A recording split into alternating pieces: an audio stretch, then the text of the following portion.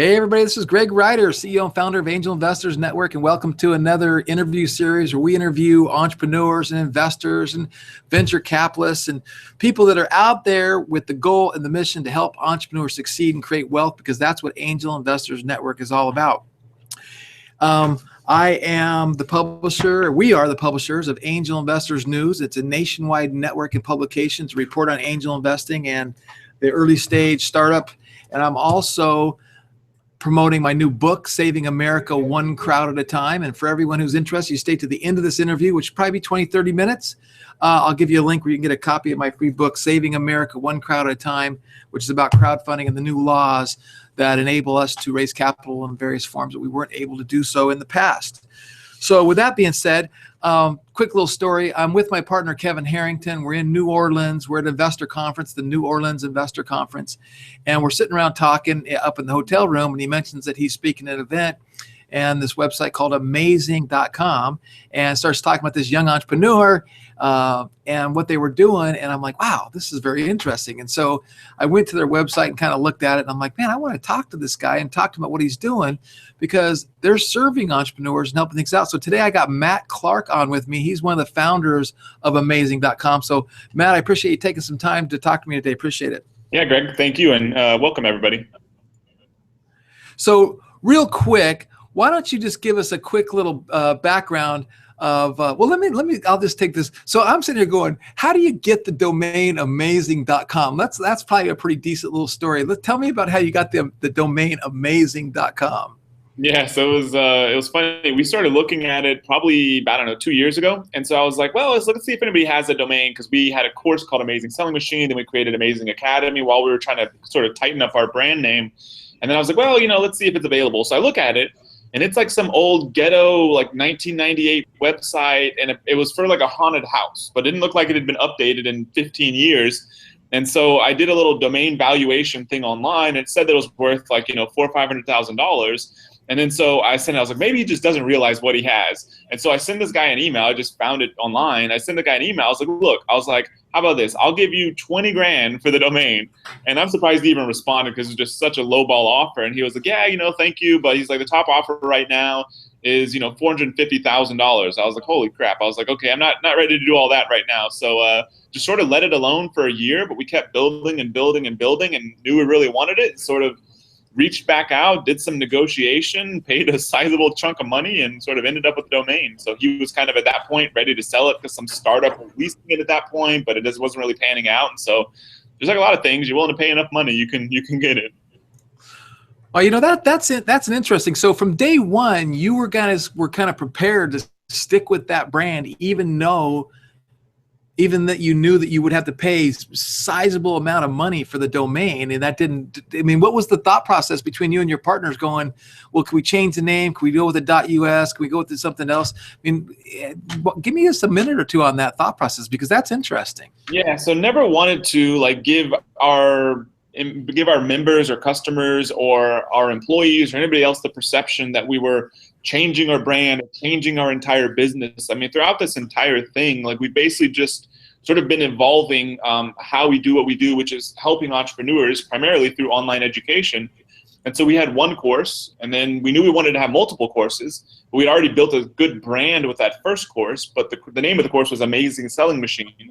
And we knew didn't make sense to have multiple courses under that one course name, because it was the name of course. So we're like, okay, how about we create Amazing Academy? So it's not a complete deviation. People still see the connection. And then after that, we knew Amazing Academy wasn't quite tight enough. It wasn't quite the sort of punchy impact that we wanted. But once again, didn't want to have to rebrand everything or completely rename everything. So we looked aggressively at amazing.com, sort of keeping the thread pulling all the way from the beginning of the first course through us selling multiple courses, and sort of stuck with the brand name, just sort of adding consistency to the business. And so everyone knew that we were still sticking to doing the same things that we've always been doing. No, that's fantastic. No, and again, so I know there's lots of entrepreneurs that pay attention to us at Angel Investors Network, and a lot of time you have a business and you don't have the domain. And it really is a crucial decision that you make as an entrepreneur and your brand and the longevity of your brand on where you're going with that. And a lot of times if you can't get the domain, you might really need to, do a name change and a course correct, because it is from especially an online business. So with that being said, so Angel Investors Network, we're big on education because we realize that for entrepreneurs to succeed, they have to get the knowledge, the relationships, the human capital they need to succeed. So you guys are all education based. So give me a quick little background of what Amazing Selling Machine was, your first course, and what your passion is as it relates to educating and your end goal with that. Sure, yeah. So when I first started, I basically made it 7 months in investment banking out of college, and then realized I wanted to start my own business, so I left. And then sort of fumbled my way through building an e-commerce business, selling high-end health supplements online through my own stores. And along the way, I started figuring out how to sell products on Amazon sort of out of necessity, because they were just becoming such a big force with anybody selling physical products online, really any product nowadays. And so started selling products on Amazon. And I started thinking, I'd always like to help people. I like to teach people what I was doing. I like to help other people sort of change their financial lives. And so I was like, I'm only selling like 10, 15 products on Amazon, and there's 1 million plus. I was like, I bet that other people could use the strategies that I had developed for selling these products to sell all the other products on Amazon and build great businesses in the process. So that's when I partnered up with Jason, who's the other co-founder of Amazing.com, and ended up creating our first course, which is Amazing Selling Machine, that basically walked people through how to build a full-fledged physical products business, which means you could be selling anything from kitchen products to baby products to cell phone accessories to just about anything you can imagine, health supplements, beauty products, anything that sort of fits that market or fits that category of being a physical product. We taught people how to source products from the US, how to source products from China, how to do branding and packaging, and especially how to do the marketing side, and especially on Amazon. And so that was the first course that we offered. It was Amazing Selling Machine. And then we started seeing these insane success stories. Like a guy, for example, he and his wife and 2 kids were living on government subsidized housing, making about $1,200 a month. They joined this course, they pick a product, they launch the product, they start selling the product. They're doing $500,000 a month within a matter of months in sales. And so long story short, they're able to pay cash for a house, pay his parents back money, and then he ends up building a business that does tens of millions of dollars a year. Literally started from scratch, from joining a course. And obviously he learned a lot on the way, but it all started with sort of the education that we had released. And like hearing those sort of stories is really what gave us the motivation to keep pushing different business models and different ways of building businesses, because we knew there's millions of people out there who want help with doing that. And like we've talked with a lot of people that try to go out and build businesses on their own, like they realize there's no clear path to doing it. And we try to sort of demystify the path and give people blueprints for building businesses, especially online. No, that's fantastic. And so you've been kind of focused on the wannabe entrepreneur or the home-based business person and giving them the tools, the education, the knowledge to build a business primarily through Amazon and make a living and do that. So let me ask you this question. So, and I'm assuming this answer, but I'm going to get you to clarify this. So with us, we have people that already have a business and they want to raise capital. They got an invention, they got an idea, but there's obviously some of those that have a retail product or a product that could be sold on Amazon. I'm assuming that the information that you market and that you've taught your students and your crowd, that anybody that has a product, they want to learn how to sell on Amazon, this Amazing Selling Machine solves that issue as far as helping them become successful selling on Amazon. Yeah, so I mean, we have people that were already doing a few $1 million a year, maybe up to $10 million a year, that joined the program and actually learned how to do the business right, so that they make more profit, and so they increase sales, so they add more sustainability to their business. So yeah, we've had people that were already doing it, and they were sort of just starting a few steps ahead of other people. And not to mention that, like that's sort of been our flagship course, and it's where we started. But we have courses on everything from YouTube to Facebook to mobile apps. Copywriting, just about anything else businesses can use to grow or start a new business, either way. But yeah, the Amazon stuff is definitely sort of how we got started, and it's a huge expertise of ours. But we're sort of bringing on people that are experienced entrepreneurs and sort of coming under our educational model of how to create a course that actually gets people results, that people will actually use. Because everyone on the planet can go out there and record a few videos or even write a book or anything like that. But that's very different from getting people to actually use it, getting people to actually take action and build a business, or take action, even if they're already a business owner, take action and actually follow the specific steps to use Facebook as a source of traffic and sales, for example. That's sort of our secret sauce, I guess, if you will, on the educational side, that we're bringing on entrepreneurs that have already been successful, that may have never created a course before, but they're able to use our model to take what's in their head and in their experience and turn it into a course that people will actually follow, and really apply to any area of business. No, I love it. And actually, one of the companies that we invested in is an online e-learning software platform, web-based software platform for the very purposes of delivering educational content online. Cool. I think it's a hot sector. I think it's something that's worthy investing in. It's just a beautiful model. So you guys have grown pretty astronomically. It's my understanding. Like, how many students have you brought through in your funnel and in your situation since you guys started? And kind of give us an idea what your growth plan and what your goals are for 2016. Yep. So so I was just looking in when we were in a meeting, was just looking in our sort of membership database, which is kind of interesting to qualify, like who's a member, who's not a member, because we've got about 400,000 people that we've that have gotten, whether it's free information, paid information, or whatever, that we're sort of in touch with on a regular basis. But actual members that are inside of our membership system, it's about, I think it was like 78,000 or so. At this point. And so, some of them have signed up for the higher end courses, some of them for maybe some free material, and some of them are somewhere in between. And so that's kind of where we're at now. And I think ultimately, like, we've grown pretty quickly. We've got about 50 employees here in Austin now. We've got another 20 or 30 other places. And we've grown very quickly, but still are only reaching a fraction of the number of people we can. There's something like 28 million businesses, 28 million small businesses in the US. And if you extrapolate that out, it's well into the hundreds of millions across the world. And that doesn't even take into account all the people who want to build businesses, that just aren't right now because they really have no clear path. And so we are focusing heavily on really building the platform for people to go out there and build businesses. They get the full education. They're able to get analytics and reporting on their businesses, no matter what kind of business they're running. And they're also able to engage with the community, which has been a huge part, because we've got people out there that are employees. They've been working the corporate job for 20 years. They don't know anybody who's an entrepreneur, and they need those sort of connections. So the community aspect of what we offer is huge. People are able to build business connections, form masterminds. And so we're really improving a lot of those things and rolling out some of our courses nationwide. We already have about 40% of our members are from outside the US, and that's without ever directly targeting people like that. But we're getting more and more members from China and everywhere else that want to learn how to sell in the US or want to learn how to do business there better. And so we're looking at also doing a lot more sort of globalization and doing some localization of courses. That's very cool.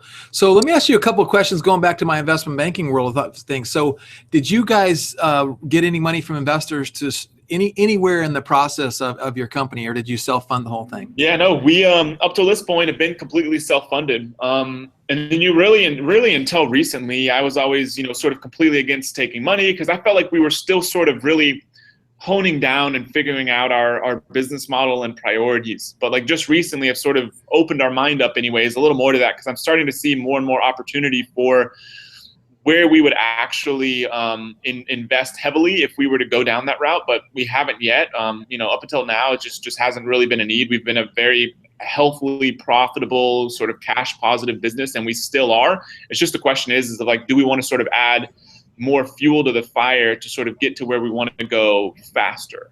Right. Up until now, it's sort of the answer is no, but now things may be changing. Well, and that's one of those things that the money is really a tool. And I'm always coaching entrepreneurs, when you're raising capital, you need to articulate as a tool to accelerate growth, to build team, and to expand marketplaces, because when it's used properly, it's a great tool. And most entrepreneurs need it at some point in their life cycle. So that's interesting. You guys were able to self-fund this. That's fantastic, actually. I love that. Plus, you're helping more and more people. And to me, these skill sets that you're teaching, I haven't even been through any of the courses, but I just know, just from talking to you and what you guys have accomplished, that every entrepreneur needs this stuff, no matter what you're doing, because I'm a marketing guy. Everything is marketing. And without marketing, you're not going to build a successful business. So let me ask this $1 million question. What have you and your partners talked about as far as exit? So, and again, let me preface this by saying I coach entrepreneurs all the time, and I see so many people that go from a job to running their own business, and all they did is create themselves another job. They haven't really thought through the exit. They haven't thought through their long-term strategy. They haven't thought through what they wanted to accomplish with the business they're starting. So where are you guys at with that conversation? Yeah, it's an interesting question. I mean, we're kind of in two different phases of life. I mean, I'm 29. He's 43, I think, so early 40s. And so, so he's got a couple kids. He's sort of in different sort of cycle of life. For me, anyways, like there is really no other business I would rather be involved in. This business sort of fits all of my needs. We're able to help people. We're able to do something I feel like we have a unique expertise at, which is very early stage, like helping people get off the ground and build businesses. It allows us the opportunity to do, public speaking and sort of engage with our members, and it's business that makes us feel good. And so for me, I want to keep sort of working on realizing the full potential of this and helping, ultimately millions of people across the world build businesses. And also from the business side, I feel like there's a lot of opportunity also that we don't want to spread ourselves too thin right now, but there are opportunities for the future. I mean, everything from, because we essentially have built hundreds of, a database of hundreds of thousands of people who are building businesses. And so, as you know, whenever you build a business, there's a million things out there you have to go buy and sign up for, whether it's everything from accounting services to legal services, or if you want to go out there and raise a little bit of money for a business. I mean, there's all those sort of opportunities there that I feel like eventually it may make sense for us to start sort of cherry picking some of those opportunities to sort of add more value to our members. I mean, one example is like we've got so many members who need to raise sort of a small amount of money, likely through debt funding. Like I'm talking like anywhere from $2,000 to $10,000. And there's sites out there now that are, getting valuations in the hundreds of millions or billions of dollars, like Kabbage and Lending Club and other ones like that. And so eventually there may be opportunity for us to sort of expand beyond online training into adding value to other people in other areas of business. So for me, I'm looking very long term with this. Like I don't have any intention of like, trying to build this thing and then sell it within a couple of years. I really want to keep focusing on the members and keep, ultimately helping millions of people and sort of seeing how big we can go with this. Yeah, no, I love it. Well, and again, it's one of those things that you're 29 and your partner's, what do you say, 43? Yeah. Okay, so he's 43. So he's got 20 years before he wants to, maybe have an exit. Maybe in 20 years, you'll be feeling differently, right? So again, it's one of those things that it's like, as long as your corporate governance, your corporate structure, your asset protection, and all that kind of stuff, if you're not thinking about it and talking about it, you really should, because again, I coach so many entrepreneurs that kind of go down this route, and then the minute you start bringing in investors, that brings in that conversation to reality, right? Because it's like you can run it as shoddy as you want from a corporate standpoint. Not saying that you are. I'm not insinuating that. I'm just saying when it's your business and you own everything, you can do it however you want. But the minute you take money from investors, now you have a different fiduciary responsibility to make that happen. So, we're always trying to coach people on these thought processes, the asset protection, that kind of stuff. All right, so let me move on to something else. So I read somewhere, and I can't even find it right now, but I remember reading somewhere that in your little bio that you did put that you were an investor. Have you made other investments? Do you make investments? I mean, 29 years old, that's pretty impressive if you are. Yeah, so the majority of investing I have done has been on the real estate side. We've got a real estate investment business, primarily investing in single family homes. It's just kind of what I've done with some of the wealth that I've built, just because it's a little lower maintenance and more straightforward. Because I feel like there's enough excitement in my business world that I don't need to add an equivalent amount of excitement into the investing world. So that's kind of what I have done so far. Have set up a company within the past few months. It's actually called Amazing Ventures. And that, for me, is basically going to be like a private sort of, the idea anyways, which haven't made any investments thus far, but the idea is for that to be like a private investment fund for businesses. And so up until now, it's been all real estate, but that sort of is kind of like the plan for the future, because I do see opportunities there as well. And, obviously I like to help people doing exciting things. So that's there. It's just up until now, it hasn't been really used yet. Yeah, very cool. Very cool. So that's interesting because again, you have this feeder of entrepreneurs coming in, these small businesses, and a lot of them do need capital. And like you said, $2,000 to $10,000 is like kind of like that micro lending stuff. And then you got the other businesses that come through that are like 1 in 1,000, where they need a couple 100,000, but they might have the potential to be 100 million, 200 million, $1 billion business. Yeah. And those are the ones that need the financing and the help as well. And they're out there and they continue to come out there. And that's where I think maybe long term you and I could work together and do some stuff because everything you're talking about fits my model. And so part of my mission is to help entrepreneurs succeed, right? And create wealth, succeed and create wealth. And then part of my vision is to build this online community of like-minded minds, which you're already doing, I'm already doing, and that we're out there perpetuating free enterprise and capitalism. So you're a young guy. I don't know how well you follow politics and our culture and kind of what's happening in those areas, but I'm one of these guys that have been saying that it's broken, right? You need $250,000. Where do you go? Oh, I'm going to get on Shark Tank TV show. Really?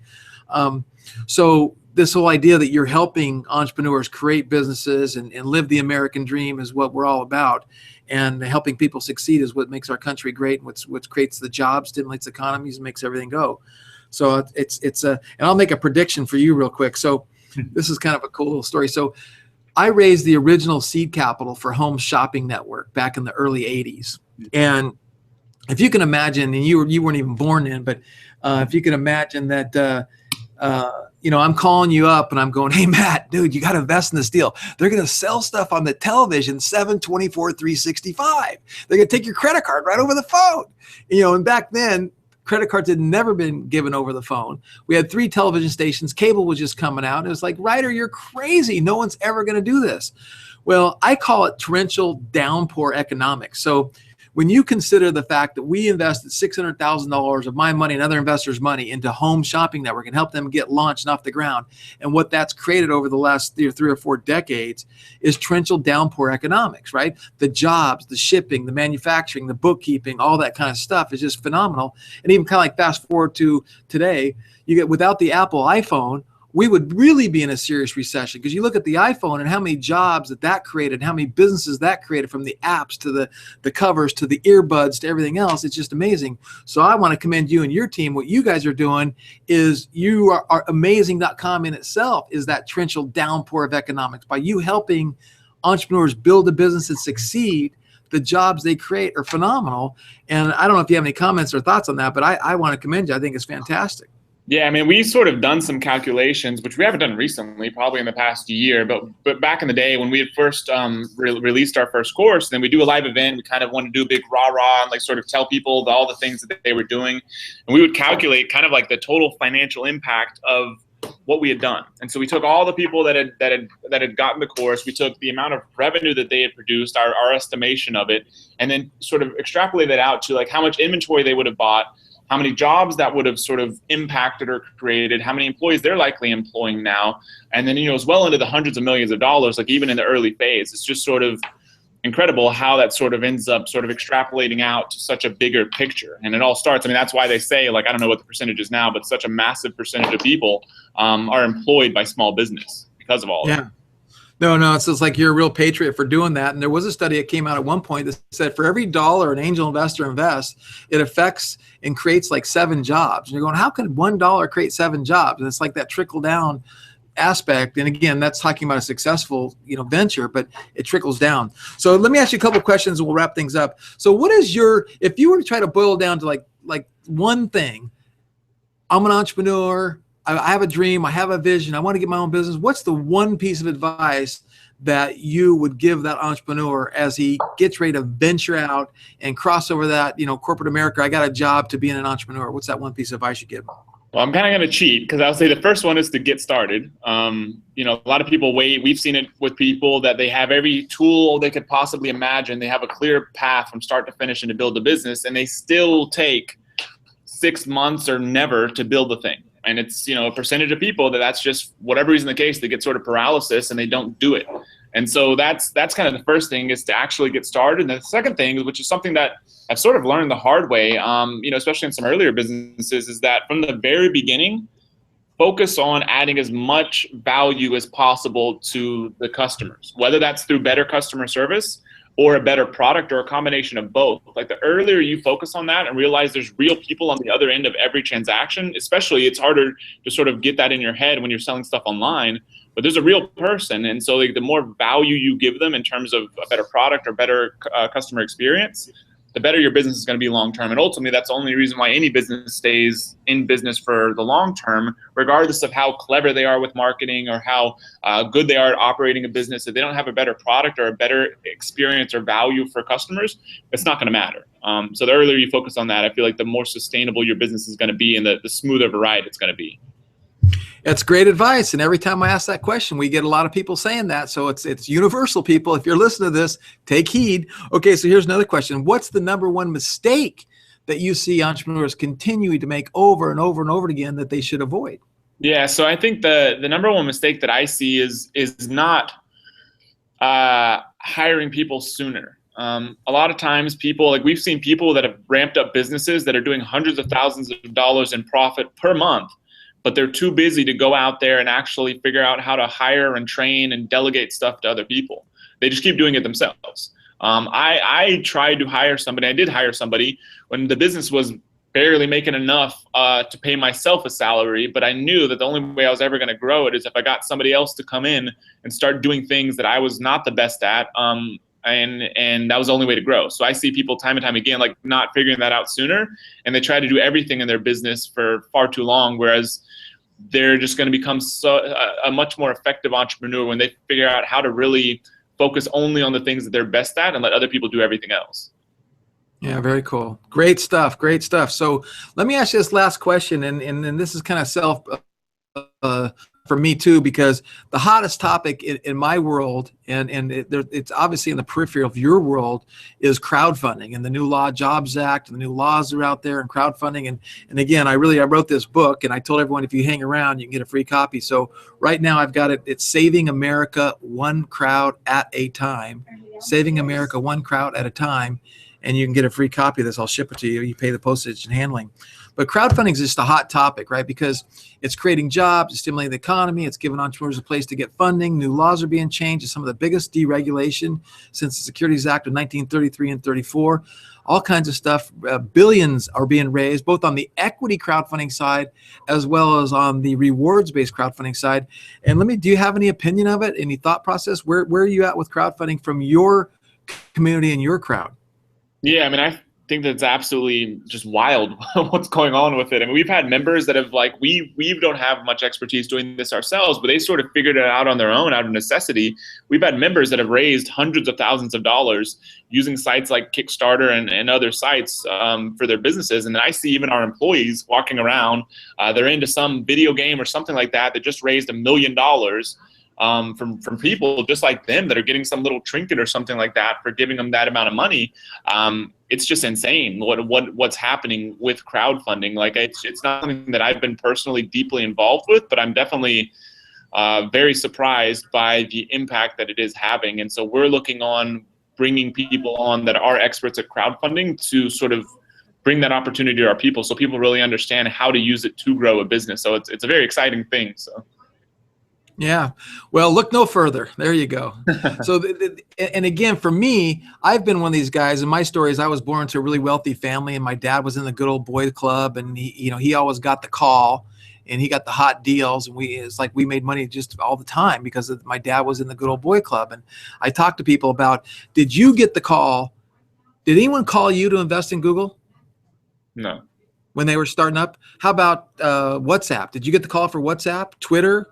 I didn't get the call, right? And most people didn't get the call. And I think that's what's cool about crowdfunding and the new laws is now the opportunity to invest for the average small, investor, whether you're a credit investor or just a high net worth individual, that you can put in $1,000, $5,000 in 50 or 100 deals, and you might be investing in the next Facebook that goes up 800 times. You know who got the call on Facebook? I heard was Tiger Woods. He was in the good old boy club, and he made 800 times on his money, right? And you see that kind of stuff happening. And the other thing is you can feel good about supporting entrepreneurs in the American dream and putting some of your hard-earned money into somebody else's vision and dream is a very, very rewarding process. Yep. So with that being said, if you got any last little comments, let's wrap it up, and then we'll call it a day. Cool. Yeah. No. That's really all it. I appreciate everyone joining and listening to us, and thanks for joining.